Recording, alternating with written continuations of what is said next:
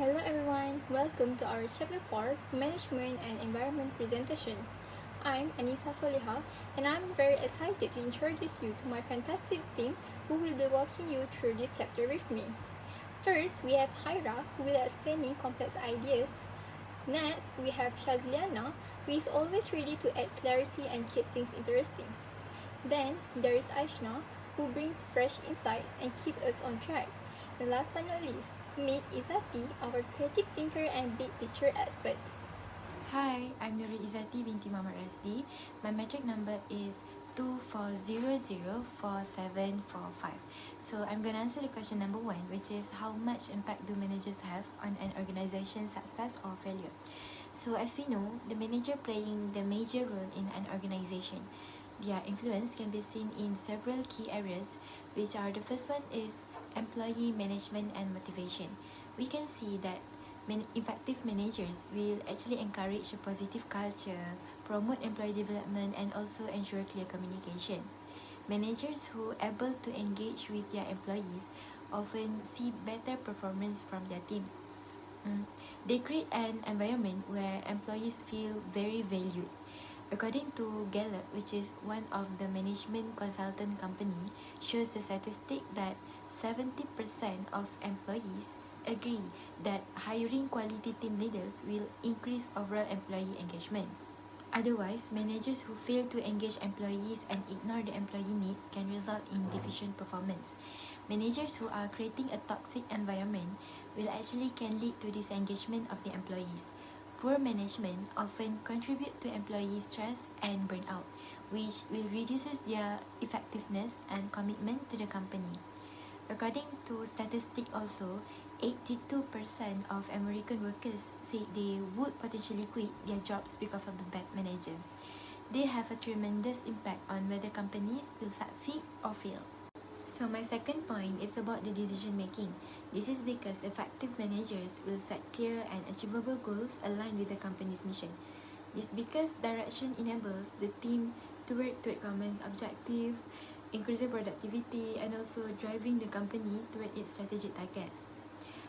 Usually, the good managers will rely on data and analysis when making decisions. By analyzing data, they can choose strategies that are more likely to succeed and avoiding inefficiencies in making the decisions. So let's move into my last point, which is operational efficiency. Skill managers usually will streamline processes and also need to set clear goals in order to enhance the productivity, right?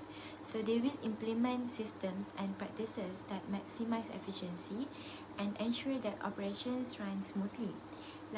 On the other hand, the managers who neglect operations may misallocate resources that will give adverse impact towards the company's organization.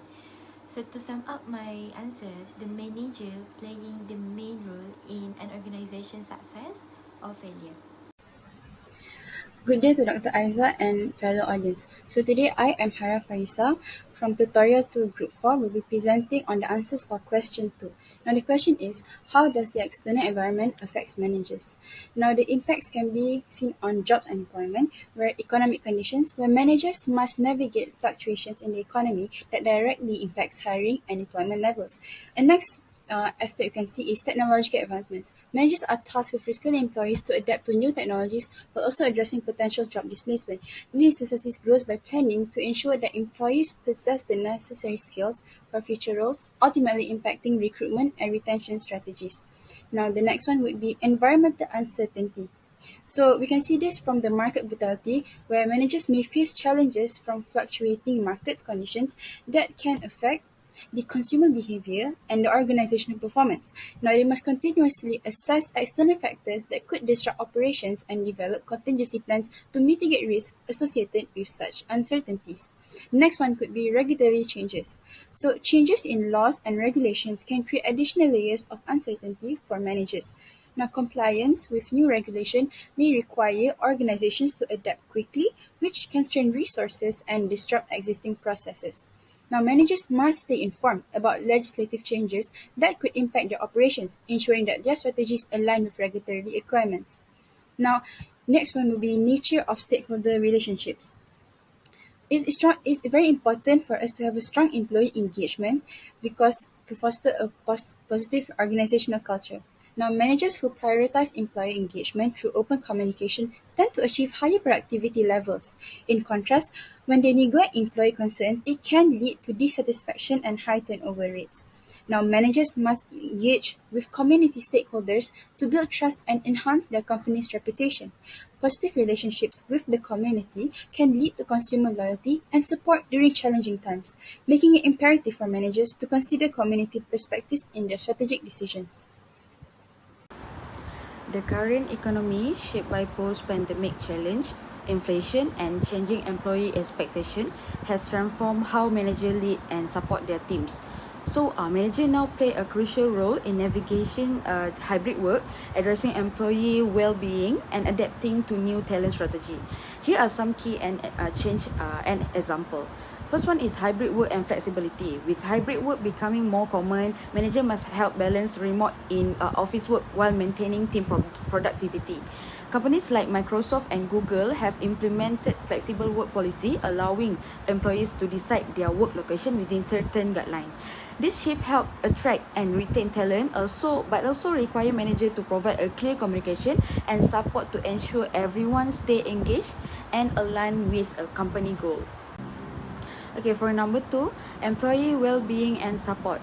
So, managers are increasingly responsible for supporting employee well-being, which has become more critical as burnout rates has risen. Okay, and organization are now training managers to recognize stress and also burnout signs. For example, Gather report that many companies are focusing on proactive rest, initiative like no meeting on Friday or encouraging of the use of paid time off.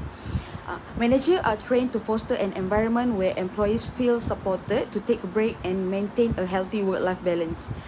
Number 3 is adapting to quiet hiring. Due to budget constriction and a competitive labor market, some companies are using quiet hiring, filling skill gap with existing employee rather than hiring a new staff.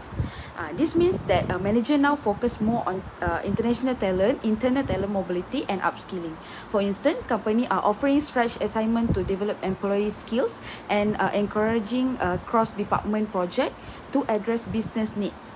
This approach not only save costs but also help retain employees by providing career growth within the organization. These changes reflect a shift towards a more adaptable, employee-centered approach to management. Managers are now tasked with creating an inclusive culture that value flexibility and also personal well-being, which are essential in today's dynamic work environment.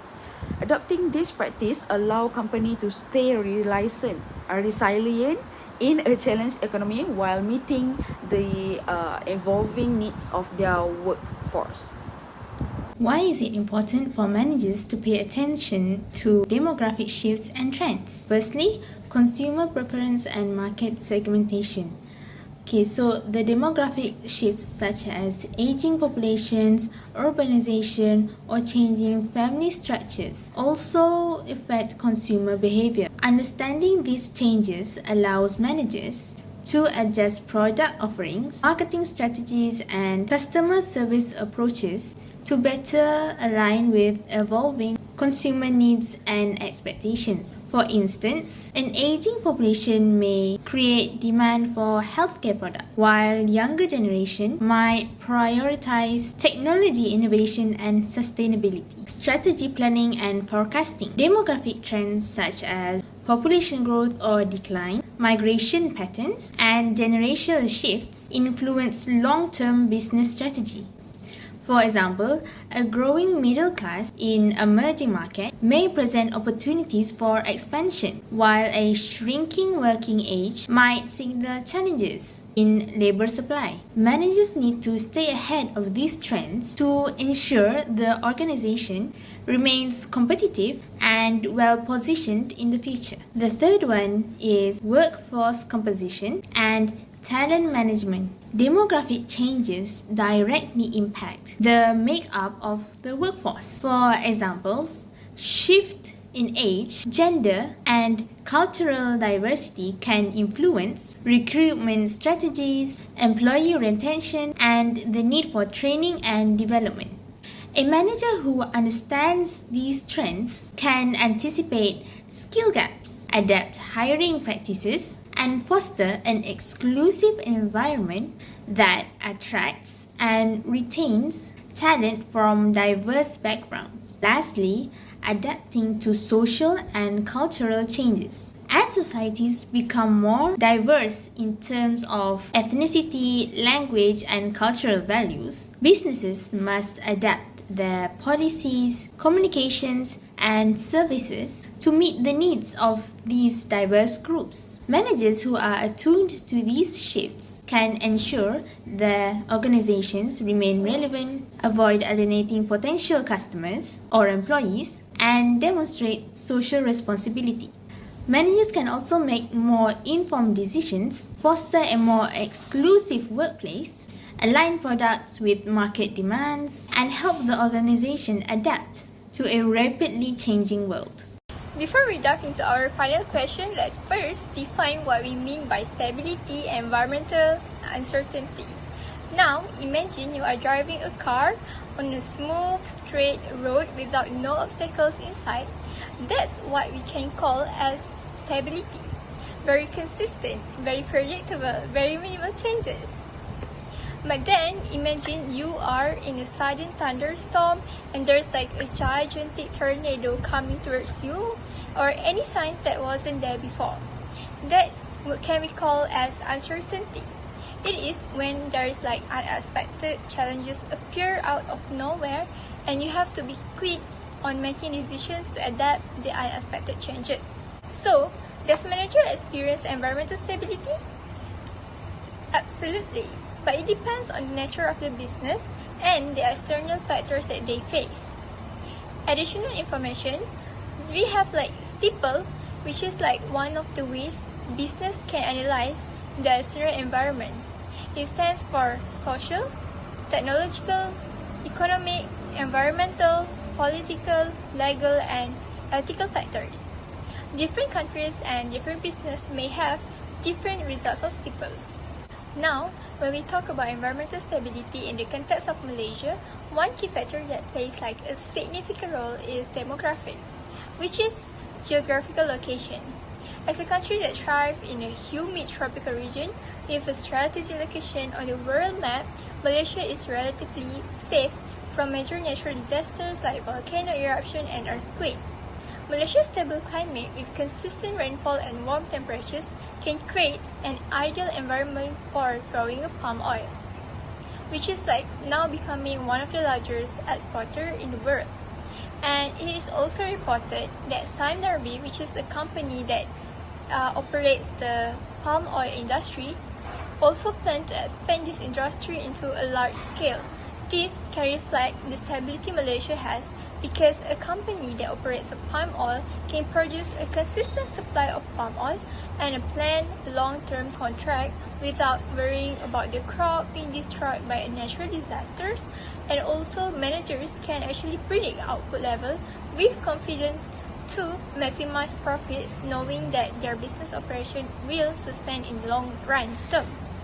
And this can actually create such a reliable production forecast, and it can maintain steady employment in this industry, and also we can like plan contract and investment with a minimal risk of disruptions. For example, due to the concerns of deforestation and environmental sustainability, the EU, which is European Union, has implemented restrictions on palm oil imports. This has introduced significant uncertainty for Malaysia, palm oil producers and managers. Consumers in Europe and other regions are starting to favor sustainably sourced products. This actually can shift in preferences and pressures Malaysia palm oil companies to adapt their practices to align with stricter environmental standards. Managers now have to consider how to meet sustainability standards and whether to invest in certification processes such as RSPO, which stands for Roundtable on Sustainable Palm Oil, RSPO. These adaptations could involve new costs, trainings, and even changes to supply chains, which are very quite difficult to predict and plan far in advance. The EU ban also impacts global demand to palm oil, potentially leading to price volatility. Managers must not only adapt to the new environmental standards, but also contend with the uncertainty of changing consumer demand. In summary, we can say that managers do experience both stability and uncertainty in their operations, and they also often requiring them to stay adaptable and proactive to respond effectively to external shifts. So this is our 10 points of summary case for application 1. So the first one, Uber actually started when founder Travis Kalanick found a tech solution for hailing cabs that now worth billions of dollars. However, the company's toxic culture normalized in disregard of laws, well-being, and safety of stakeholders. Their aggressive success mindset really undermines collaboration and teamwork, and they also engage in inappropriate behaviors like chase bumping, push-up contests, which exclude women and bystanders. They also involved in ethical issues such as discrimination against riders and spying for trade secrets. Apart from that, they also faces legal issues including violations of regulations and data breaches which expose customer medical records. The safety issues also arise from leasing unsafe cars, which they neglect safety standards. And fortunately, Uber's largest investor, Koros Shashi, forced out Kalanick, which is the previous CEO, to attempt on resolving all of these issues. And the new CEO now faces challenges like labor turnover and is mandated to address past complaints and issues while focusing on finances. For the next part, I will be discussing the questions which are related to the case study application number 1. So the first one is, what role does a CEO play in an organization's culture? What role do other leaders and managers play, and what role should they play? Now, the role of a CEO is vital when it comes to shaping and defining the organizational culture. A clear example is when Travis Kalanick's time at Uber, where his leadership really demonstrated how a CEO's values and actions could influence the workplace. His focus on rapid growth and aggressive confrontational approach led to a toxic culture that often prioritized results over the well-being of employees. Now, other leaders and managers, on the other hand, are responsible for ensuring the culture set by the CEO is implemented and reinforced by the team. Now, they must oversee and make sure that everything aligns with the company's goals and values, support their team, and address any negative behaviors. As an example, Uber's managers failed to act on complaints, which resulted in a culture of silence. Therefore, leaders need to create an inclusive and respectful work environment, encourage collaboration, and actively address issues that arise within the workplace. They should also facilitate open communication channels for employees to voice concerns without fear or repercussions, and ensure that employees feel valued and heard. So for this question, Travis Kalanick, the CEO or the founder of Uber, was shaped by aggressive success mindset. He really emphasized on hypergrowth and competition at any cost. The employees were encouraged to push boundaries, compete in inappropriate contests that somehow disregards any of the employees' belief and respect. This can be shown through how they celebrate their achievements. However, as I mentioned before, despite of their mindset and mission that is very important for a profit-oriented business, they undervalued teamwork and collaboration. This can be a challenge for a business to promote a positive impression to attract more potential investors. And not only that, their culture also can be very toxic for women and also bystanders who are uncomfortable with the culture. And apart from that, the leadership of the CEO can be very questionable when Kalanick violated many issues such as ethical safety and legal that involves many stakeholders. However, we can see how the new CEO tried to bring the new culture as he made changes to address all the previous issues that I have mentioned before. He wanted to mandate a new policy and becoming a better leader as mentioned by the internal sources that mentioned. Now, the third question I will answer is, which view of management do you see played out here? Is it the omnipotent or the symbolic? Explain. Now, from what I can see, I would say that it is, first of all, symbolic and omnipotent views of management are two contrasting perspectives on the role and impact of managers in an organization. So, omnipotent view of management is when managers are seen as having a significant impact on the success or failure of an organization. However, the symbolic view of management is when the success or failure of an organization is attributed to external factors beyond the manager's control.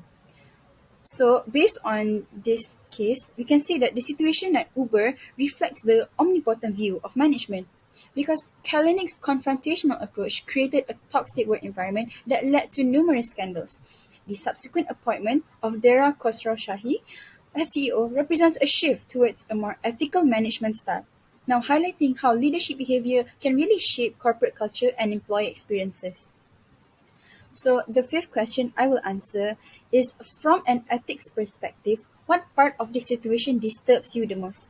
What career advice as far as ethical behavior could you take away from this story?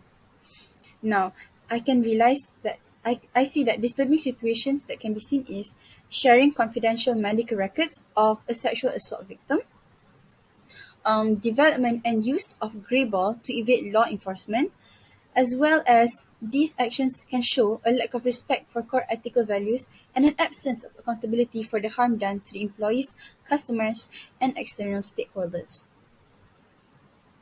Now, career advice on ethical behavior that I can give based on this is lead by example. Now, as a leader, it is important that we demonstrate ethical conduct and encourage an environment of transparency and respect. Speak up is the next thing that I would say, because if you encounter unethical behavior, you should report it through appropriate channels. You can't just ignore unethical practices, and you must report misconduct through appropriate channels, such as how Susan Fowler did. Now, the next one will be promoting a culture of respect and inclusion, because it's important that we avoid environments that tolerate toxic behaviors such as sexism, harassment, or exclusion. And we should also actively support diversity and ensure all employees feel valued and respected. That is all from me. Thank you. To address all the issues mentioned before, from question 12, it can be suggested that Uber should prioritize in improving the attitude and belief of stakeholders. This can reduce the risk of labor turnover, concerning about the resistance of changes, which they may prefer the present situation and self-interest. The leader must set an example as a good leader by becoming a strong, decisive, and making a more ethical decision. And apart from that, Uber should refine its mission and vision statement so that they can improve employees' motivation, and they should explain decisions and ensure social and leisure needs are met. Employees will understand the reason and ethics of changes, so they can be more acceptable to the new changes. Next, we can also implement a policy of data protection for everyone's safety and privacy. The CEO should involve some of their riders to contribute ideas on how to overcome those issues with stricter measures. These involvements can make employees feel more appreciated and be more motivated to get sales. This, at the same time, can boost performance and productivity of employees to help companies generate more profits as their income. A survey also revealed that nearly 90% of employers believe that money is the main motivator, while employees rank pay fourth, behind an interesting job, security, and achievement. This distinction is an important one, and instead of they normalizing the inappropriate culture like chase bomb and push-up contests that may make the women and all the bystanders to feel uncomfortable, they can actually may have like a better motivator analyst like agree to a higher productivity in return for a higher wages, which can include everyone regardless of any gender. So let's summarize the case application 2. My first point is about the company overview. So Tableau was founded in 2004. Tableau is a leader in analytics and business intelligence software with over 35,000 client software. So my second point is about the CEO of Tableau, Christian Chebu, stated that being physically present in international locations is essential and very crucial for effective management in a global setting. The third point is about Tableau provides innovative tools for data visualization to support business insights. Tableau offers software that helps users turn data into clear visuals and insights. They are innovative like tools like Elastic let users easily create graphics from spreadsheets. So next, Tableau has sustained a strong market share even competing with Microsoft by achieving high revenue. Despite facing competition from companies like Microsoft, Tableau achieved a 64% increase in revenue, largely driven by an 86% growth in international markets, which now comprise 25% of the company's total revenue.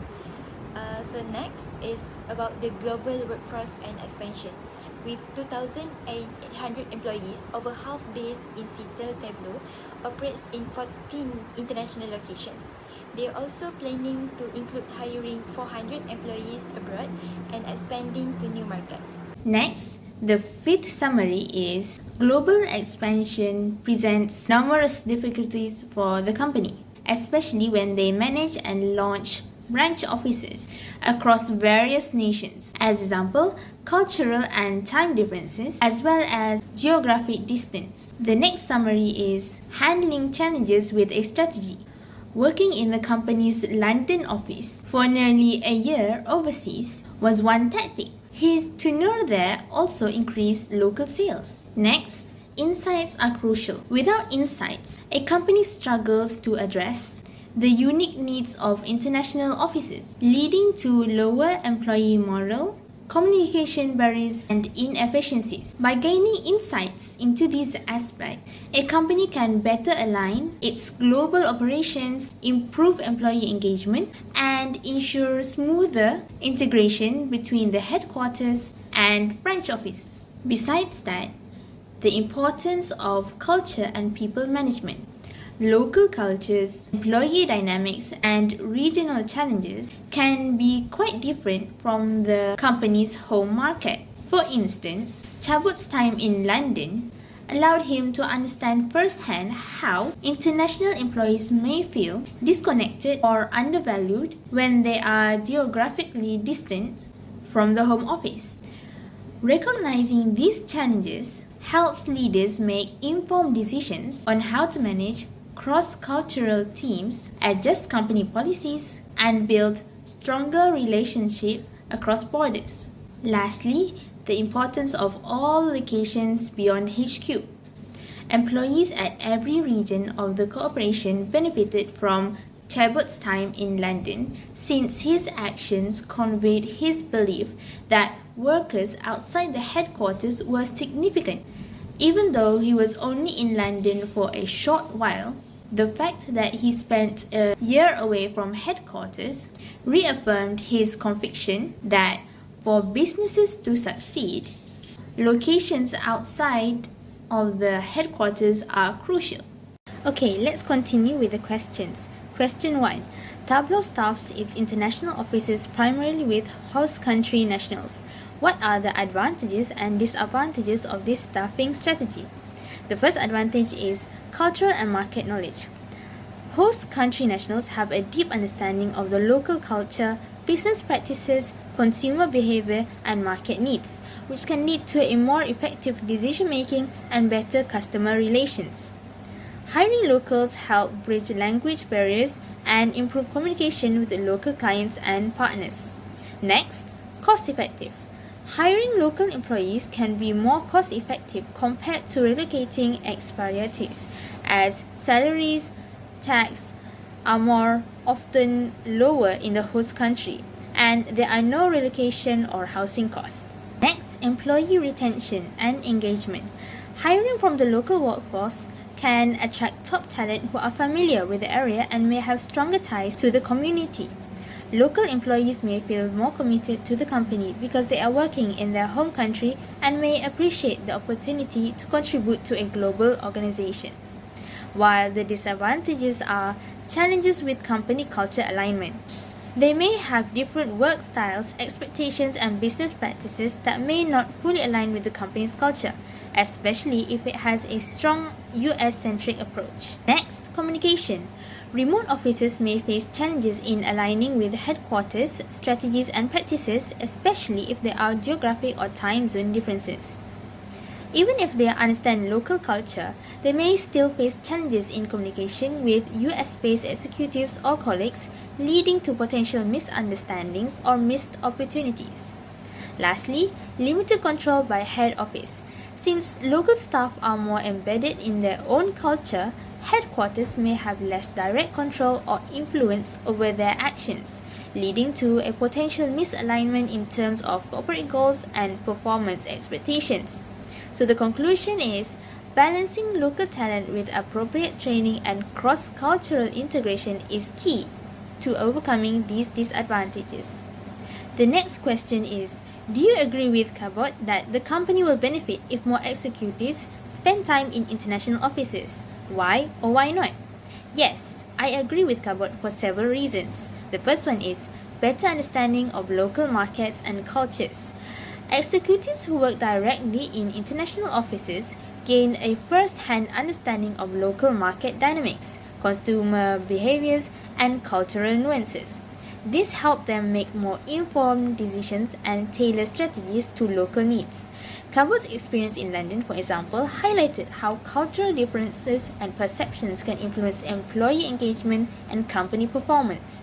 Besides that, the second one is strengthening global cohesion and employee morale. When executives work in international locations, it sends a strong message to employees that they are valued to the company's success. Cabot's time in London demonstrated his commitment to global operations and showed that employees in remote offices are not isolated but are part of the larger vision. This can boost employee morale and engagement. Lastly, improving communication and reducing misunderstandings. Frequent in-person interactions can reduce misunderstandings that sometimes arise due to geographic, cultural, or time zone barriers.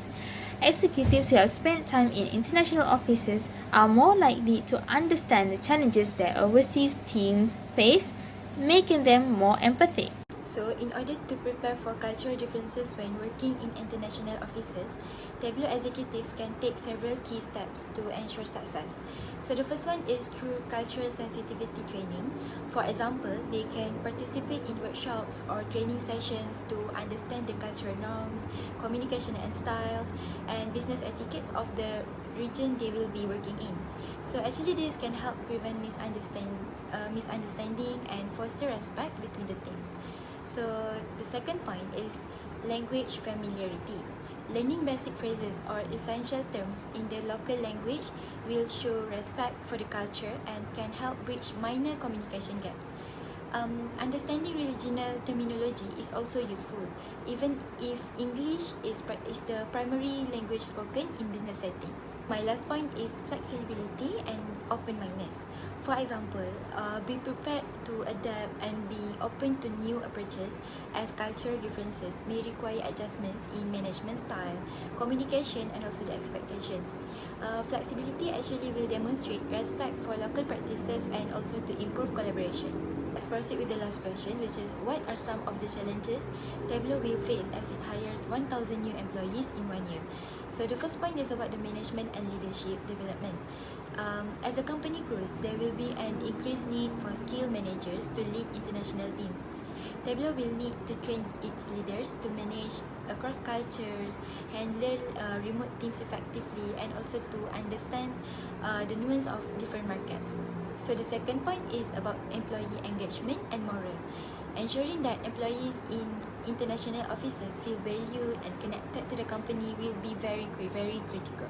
Like Cabot's experience in London, spending time at international offices and fostering a sense of inclusion will help boost loyalty and trust. However, as the company grows, it will be harder for top leadership to maintain personal connections with all employees. The next point is about the cultural integration.